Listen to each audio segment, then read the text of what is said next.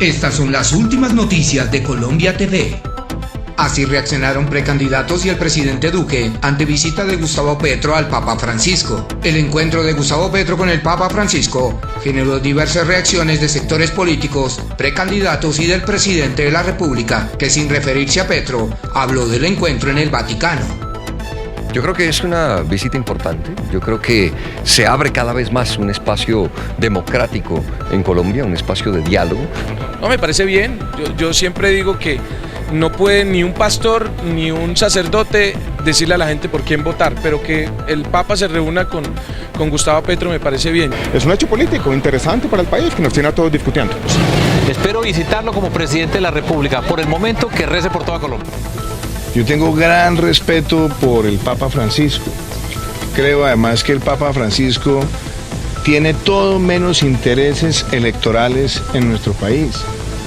Entonces, sobre esa base, que haya personas que estén buscando acercarse a Dios, pues a mí me parece que si él lo recibe en privado, obviamente como lo ha puesto él en las reglas, y es que no se le haga ninguna promoción, pues todo el que se quiera acercar a Dios, para una persona que es la máxima autoridad de una iglesia, pues debe ser algo que por alguna razón lo considerará. Lo que uno espera es que el que se quiera acercar a Dios también sea capaz de confesar sus pecados. La conversación giró alrededor del problema y la búsqueda de solución a la violencia en Colombia y el papel de liderazgo que asumiría el país en el contexto latinoamericano para poder consolidar el esfuerzo y superación de la crisis asociada al cambio climático. Gustavo Petro le llevó varios regalos al Papa Francisco, entre ellos una hamaca de Tuchín, Córdoba, libros como Una historia mínima de Jorge Orlando Melo, Colombia, Las razones de la guerra de Jorge Orlando Melo y Concentración de tierras en Colombia, una radiografía rural de Cristina Díaz y Ada Bayona, así como varios discos en acetato de la música típica colombiana,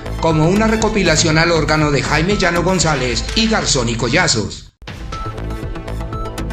Gustavo Bolívar encabeza la lista al Senado por el pacto histórico. Hoy el país, mal en lo económico, un déficit que nunca habíamos visto de 7.6% del PIB. Esto, para que la gente lo entienda en términos de dinero, son casi 80 billones de pesos de déficit. O sea que hoy, si en su casa ustedes tienen 100 pesos y deben 10 o 7, o 100 pesos deben 7, entonces ese es el déficit.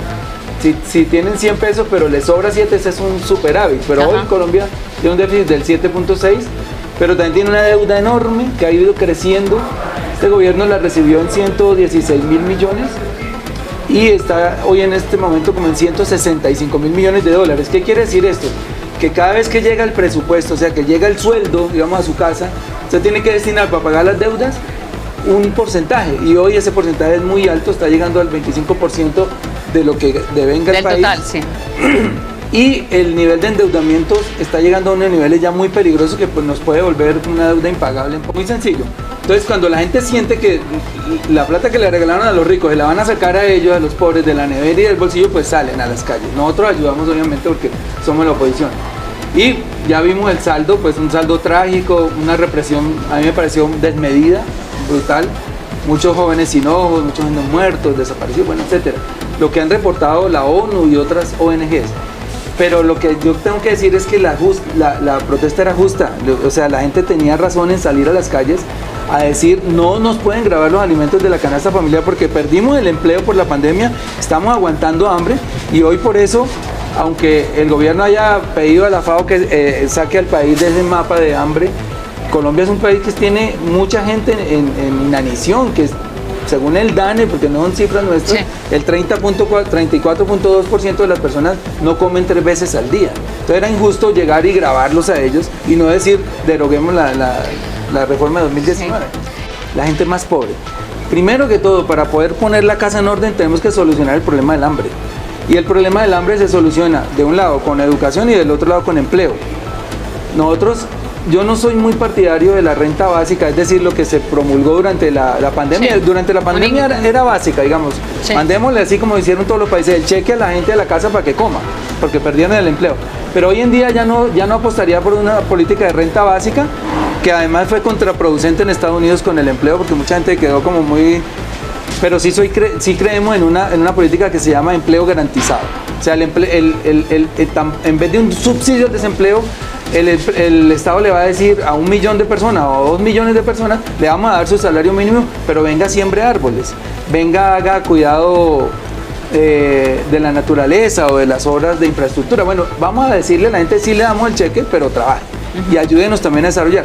Eso soluciona el problema del hambre en parte, pero estructuralmente el hambre se soluciona cuando la persona tenga en su haber una profesión que pueda estudiar. Entonces nosotros entramos ahí con la política de educación gratuita, que para nosotros tiene que ser un derecho fundamental, elevar constitucionalmente la educación a derecho fundamental, y eso nos lo muestra también la estadística. Espere más noticias en Noticias Colombia TV. Suscríbete a Noticias Colombia TV y activa la campanita de notificaciones para que no te pierdas los últimos reportes.